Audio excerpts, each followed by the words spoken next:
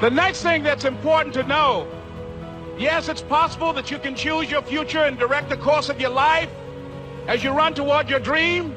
It's necessary that you have goals, that you write those goals down, that you plan, that you think constantly of how you can begin to improve what it is that you're doing. If it's your presentations, if it's your recruiting skills, whatever that is, it's also necessary that you look for ways to always find a way to pull it out when everybody else thinks that you are defeated. That you've got to take personal responsibility to know that in order to become successful, you've got to make it your security said, "Excuse me, Mr. Brown, can we see you for a moment?" And I said, "Yes." And I walked up to the counter and he gave me an envelope. And he said, "Would you mind reading it here?" And I opened the envelope, and the envelope was from management that said, "This is an office tower. It's not a hotel. Please do not sleep in your office." And I said, "Excuse me, sir." I said, "I just work long hours in creating my business. I'm an entrepreneur. And right now things are bad for me, but they're not going to be this way always. And I just asked for the opportunity to continue to operate like I'm doing. I'm not trying to make this my home." And it was hard coming through the lobby. And sometimes they would laugh. There's a guy talking about becoming successful. And look at him. He's bathing in the bathroom upstairs on the 21st floor. He sleeps on the floor. Him and two other dreamers up there. Look at him. It was hard, ladies and gentlemen, coming to speak to people. And I was facing financial difficulties in my own life. I was behind on my bills and my dreams, and I'm saying to them, you can live your dream. It was hard, ladies and gentlemen. It was very difficult to pick myself up each day believing that I could do it. There were times that I doubted myself. I said, "God, why is this happening to me? I'm just trying to take care of my children and my mother. I'm not trying to steal or rob from anybody. Why did this have to happen to me?" It was very hard. And here's what I want to say to you. For those of you that have experienced some hardships, don't give up on your dream. No one could have convinced me by holding on, by continuing to push forward, by continuing to run toward my dream, that one day I would have my own talk show. It's a long shot, ladies and gentlemen, from Liberty City, an abandoned building on a floor, never knowing my mother or father. It's a long shot. Being here with you today in this dome in Atlanta, it's a long shot. No college training, labeled educable, mentally retarded, but I kept running toward my dream. Don't stop. Don't stop. Don't stop running toward your dream. It's very important as you hold on to that dream. There are moments when you're going to doubt yourself. There are rough times that are going to come, but they have not come to stay. They have come to pass. It's very important for you to know that. Don't say, "I'm having a bad day." Say, "I'm having a character building day." It's very important for you to believe that you are the one to make this happen. I remember this high school teacher, Mr. Leroy Washington, at the end of school one June, it was just a few days before we were supposed to leave. And I just got my report card. And it indicated that I'd failed history, and I'd failed English, and I would have to go to summer school. And I was feeling within myself that I was a failure, that I'm slower than most people in getting paperwork, and I was feeling down on myself and very negative. And Mr. Washington was giving a speech to the graduating seniors, and I was in 11th grade. And even though I wasn't supposed to be in there, I went in there because the speech he was giving, that speech was for me. And as he talked, my heart began to beat fast. Tears began to run by my eyes, and I was in the back just listening to him, because he said, and he was a very dramatic man. I still talk to him to this day. He said, "As graduating seniors of Booker T. Washington High School, I want you to know that you're blessed and highly favored, and that as you go toward the future, begin to know that you have greatness within you, And if just one of you here begin to envision yourselves as being blessed and highly favored to reach your goals, if just one of you capture the essence of what that means, that you have greatness within you and a responsibility to manifest that greatness, that you can make your parents proud, you can make your school proud, you can touch millions of people's lives, and the world will never be the same again because you came this way. And the students gave him a rousing standing ovation. And as he left the auditorium, I ran down the steps and I caught him in the parking lot. I said, "Mr. Washington?" He said, "Yes." I said, "Do you remember me, sir?" He said, "No." I said, "My name is Leslie Brown. My mother, she works in the cafeteria here. I'm one of the twins, Leslie and Wesley." I said, "Mr. Washington, but you know, I got these big dreams. I like talking to people. I love people." I said, I want to work with people, and I got this dream of buying my mama a home. Could I do that, Mr. Washington?" He said, "It's possible, Mr. Brown." And as he walked away, I called him again. I said, "Mr. Washington?" He said, "What do you want now?" I said, "I'm the one, sir." I said, "I'm the one. You remember me, sir. I'm Miss Mamie Brown's boy. I'm the one. I'm the one." And you must feel that's why you're here, because you are the one. And I remember when PBS first played one of my specials called "You Deserve" one Sunday afternoon in Miami, Florida. I had some friends call him to tell him to tune in. And he watched the program. He called me in Detroit, and I answered the phone. I said, "Hello." He said, "May I speak to Les Brown, please?" I said, "Who's calling?" He said, "You know who this is." I said, "Oh, Mr. Washington, it's you." He said, "You were the one, weren't you?" I said, "Yes, sir." He said, "And you were so crazy." I said, "I know, but I'm rich now."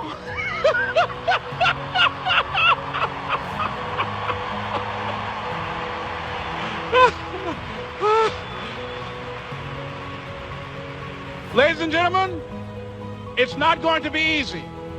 It was hard laying on the floor of the Penobscot building, looking out of the window, daydreaming, saying, "Les, can you do this? Can you make this happen?"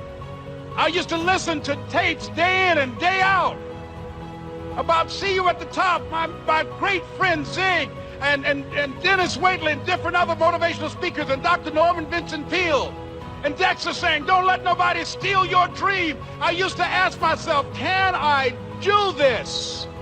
And something said within me, "You're the one. You're the one." And let me tell you something, ladies and gentlemen. While you're here, and before you go back home to your respective cities and communities, write down at least 5 reasons on why you deserve your dream, on why you won't give up, what's going to make you unstoppable, why you must be unreasonable, because logical, practical thinking says you can't do it today. But if you want to produce unreasonable results in your life, like living your dream and taking charge of your destiny, you've got to be an unreasonable person. You've got to be an uncommon person. So write down the reasons of why you're here. My first major goal was to buy my mother a home. And let me tell you something, ladies and gentlemen. What will reasons do, Les? Nietzsche said, if you know the why for doing, you can endure almost anyhow. What do you mean by that? If you know why you're doing something, when the hard times come, and they're going to come, when the disappointments and the rejections come, and they're going to come by the truckloads, your reasons will be your rod and staff to comfort you, to pick you up. Once again, I got a saying on one of my tapes: if life knocks you down, try and land on your back, because if you can look up, you can get up. Let your reasons get you back up. I remember when I bought the home for my mother, and she came out of the car. When I opened the door, I said, "Mom, I think I know these people in this house." That was my first major goal. And then I couldn't conceal it anymore. I said, "Mom, I got this for you." And as she went from room to room, looking at the house and saying, "Thank you, Jesus. Thank you, Lord. No one ever could have convinced me that this could have happened to me." And she looked at me and she said, "Leslie, And you caused me so much problems as a boy. You were always into stuff. She said, no one could have convinced me that day when I walked in that house and this lady was holding you and your brother. And she said, ma'am, I want you to promise me 2 things. And she said, what is it? She says, 1, promise me that you won't separate them. She said, I want them raised together. I want them to know each other. I got pregnant while my husband was away in the war, and I can't keep them. Promise me that you won't separate them. She said, I promise I won't. I've never had children. I promise I won't separate them. And she said, promise me that you'll never tell them about who I am, because if my husband ever found out, he would kill me. She said, I promise. And she said that she gave them to us, and she kind of cried, and she was walking out the door, and she looked at my adopted mother. She said, remember, don't you separate them. She said, I swear to God, I won't separate them. I'll keep them together. And she said, as I held y'all in my arms, I never had any children of my own. I didn't know how I was going to do it, but I knew with the help of God, I would do it. And ladies and gentlemen, my mother had a dream of having children and raising us. She didn't know how she was going to do it. You're going to be just like that. And some of you are already there. Well, you don't know how you're going to make this happen, but you just feel within yourself some way, somehow, with the help of God, I'm going to make it happen.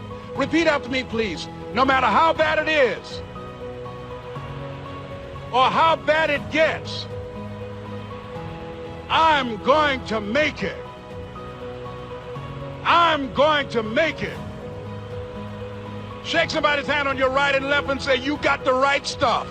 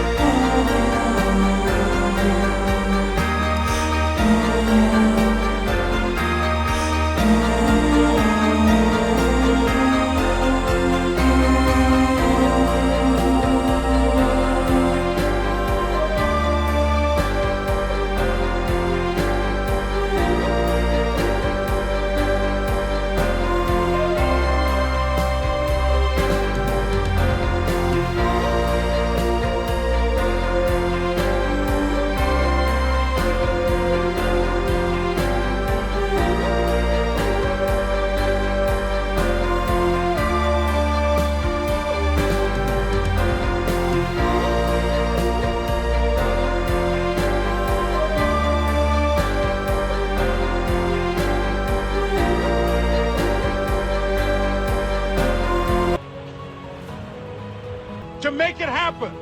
And you've got to resolve within yourself that I can do this, that it's hard, but you've got to say, I'm the one. I'm the one to make this happen. I'm the one to become successful in this business. As you work to help other people to become successful, that feeds your success. But you know it's going to be hard, but find out what will make it worth it for you. So, ladies and gentlemen, if you want to make your dream become reality, the people that are running at their dreams know that it's possible that you can live your dream, that it's necessary, that you're relentless, that you have a plan of action, that you are creative. The people that are living their dream are finding winners to attach themselves to. The people that are living their dreams are the people that know that if it's going to happen, it's up to them. And they're resolving within themselves, it's not over until I win. The people that are running after their dream know they're going to have hard times. They keep on running because they're saying within themselves, I'm the one. I'm the one. No matter how bad it is or how bad it gets, I'm going to make it. The people that are running after their dreams are the people that are hungry. Shake somebody's hand on your right and left and say, you got to be hungry.